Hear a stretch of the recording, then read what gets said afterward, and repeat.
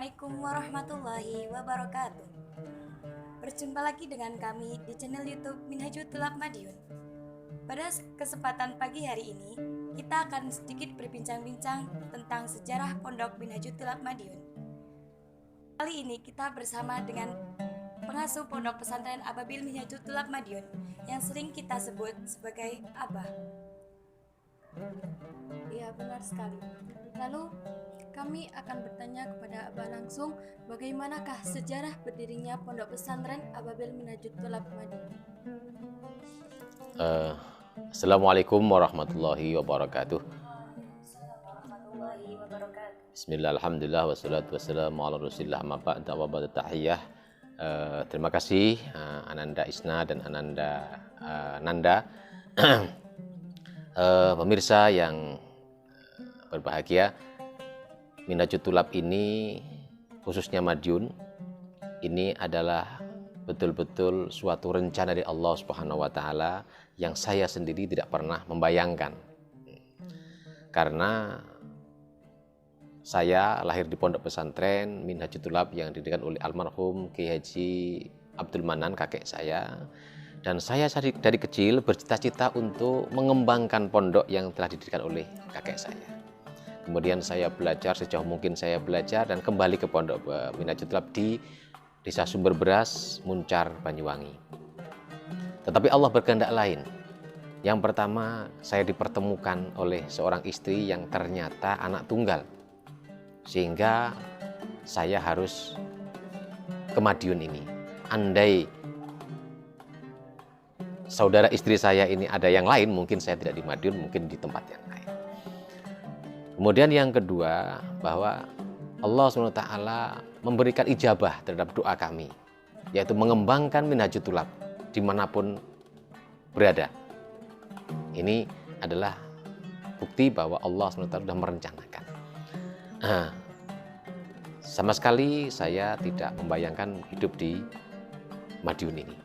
Tapi Allah berkehendak lain dan alhamdulillah saya bisa hidup dan bisa mendirikan pondok di Madiun ini.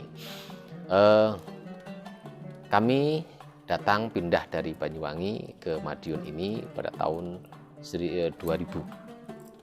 Kita sebut dengan hijrah milenial, hijrah milenium. Nah, tahun 2000 kita pindah ke Madiun tanpa persiapan yang istilahnya yang mumpuni, yang sempurna. Kita begitu aja pindah karena bismillahirrahmanirrahim, dimanapun Allah itu memberikan kesempatan supaya kita bisa mengambil, maka Allah akan memberikan itu. Nah, kami tidak punya apa-apa dan alhamdulillah kami dirikan, pertama kali kami mendirikan taman kanak-kanak atau Rodotul Atfal di Minhajul Tulab ini pada tahun 2001 karena saya berdasarkan saran para Kiai Sepuh di Madiun bahwa saya harus berhati-hati di Madiun ini untuk tidak gegabah bertindak. Kemudian yang kedua, kemudian mendirikan madrasah sanawiyah. Jadi diawali dengan formal dan setelah bersamaan dengan mendirikan madrasah sanawiyah, kita ada anak-anak yang ikut mondok di sini, yaitu dari anak-anak yang yatim dan duafa. Ada 5 orang, namanya masih ingat, ada Imam Syafi'i, ada Amiruddin, ada Prastio, ada Anawati, dan ada Wahyu. Ini 5 orang inilah yang pertama kali mondok di sini. Kemudian berkembang ke pendidikan-pendidikan yang lain. Jadi ini awal berdirinya Pondok Pesantren Minhajul Tulab di Madiun. Awalnya orang sering bertanya, kok ada ababilnya? Ya, karena kita pertama kali mendirikan RA itu dengan nama Ababil.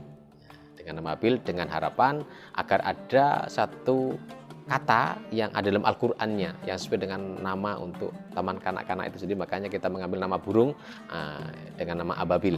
Jadi seperti itu, dan kita buat nama yayasan namanya Ababil. Seiring berjalannya waktu, mengikuti perkembangan perundang-undangan dengan undang-undang yayasan yang sebenarnya kami dari awal ingin menamakan Minhajul Tulab, maka pada tahun 2009 insya Allah kami gabungkan Yayasan Ababil ini ke Yayasan Minayatul Pusat, sehingga resmi pada tahun 2009 Yayasan Minayatul Tulab ini menjadi cabang dari Yayasan Minayatul Tulab di Banyuwangi, dan alhamdulillah sampai hari ini Minayatul Tulab sudah ada di 5 pulau besar di Indonesia, mulai Jawa, Sumatera, Kalimantan, Sulawesi, dan Bali.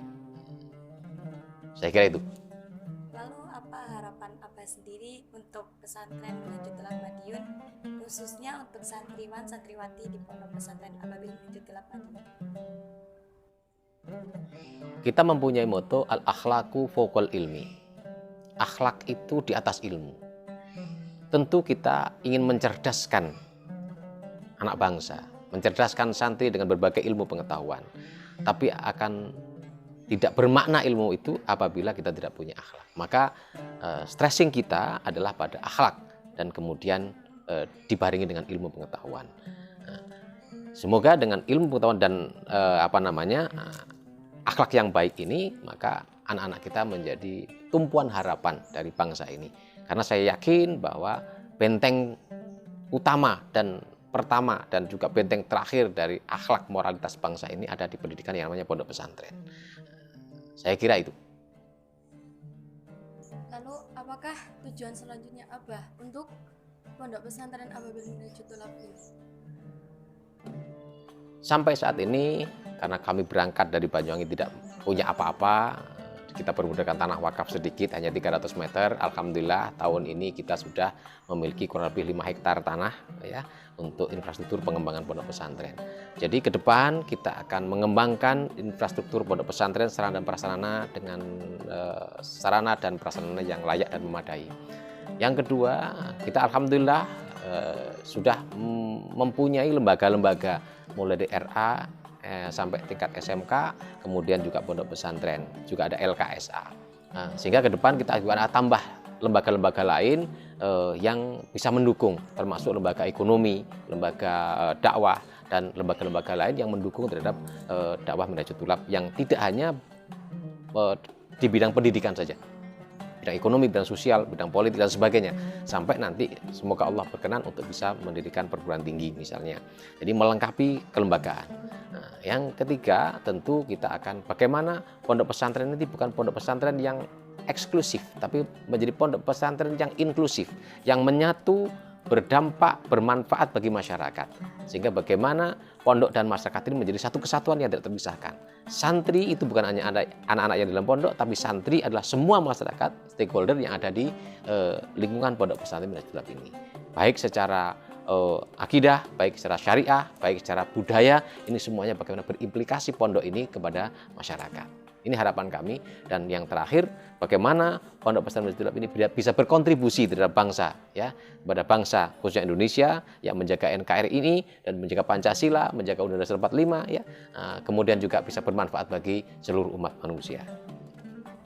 Lalu apa pesan Abah untuk wali murid, guru, dan juga para santri dan para penonton yang telah menyaksikan tayangan ini? Untuk anak-anakku, para santri, bersungguh-sungguhlah dalam belajar. Tujuan kalian datang ke pondok adalah untuk belajar, bukan untuk yang lain.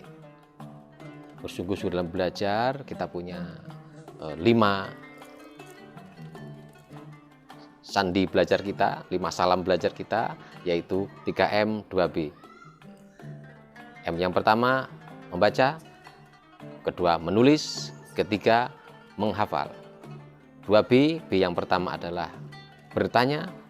Kemudian yang kedua, berlatih. Maka 3M, 2B ini laksanakan dengan sungguh-sungguh. Kemudian untuk para wali murid, kami berharap untuk mendukung, bersama-sama mendoakan, ya, bersama-sama mendidik anak-anak kita, terutama ketika nanti di rumah. Jangan biarkan anak-anak ini ibarat batu bata, ya, bata merah yang kembali ke asalnya. Kita setelah diolah dengan berbagai macam usaha, ketika di rumah dibiarkan, misalnya tidak sholat dibiarkan, keluyuran dibiarkan, ya, HP dibiarkan, maka nanti anak-anak akan kembali kepada asalnya, seperti tidak mondok lagi. Maka mudawamah, kelanjutan dari anak di pondok ini perlu dibantu oleh para wali murid. Juga untuk para masyarakat, kami mengajak kepada masyarakat untuk bagaimana anak-anak kita arahkan ke pondok. Sekali lagi, pondok adalah solusi untuk pendidikan anak kita. Alhamdulillah yang dulu pondok pesantren ini dimarginalkan. Alhamdulillah sekarang pondok pesantren sudah menjadi tumpuan harapan.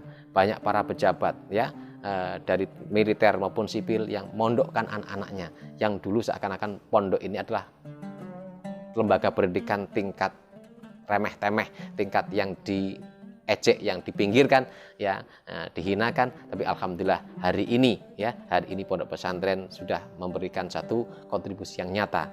Bahkan sebelum kemerdekaan ini pondok pesantren sudah menjadi cikal bakal ya daripada kemerdekaan bangsa ini. Maka dari itu masyarakat semuanya cintailah pondok pesantren, pondokkan anak-anaknya di pondok pesantren yang Anda pilih. Terima kasih. Alhamdulillahirrabbilalamin. Terima kasih untuk Abah atas waktunya yang telah berbincang-bincang tentang sejarah Pondok Minhajul Madiun. Pemirsa, terima kasih atas pagi hari ini. Sampai jumpa lagi dalam video selanjutnya. Wassalamualaikum warahmatullahi wabarakatuh.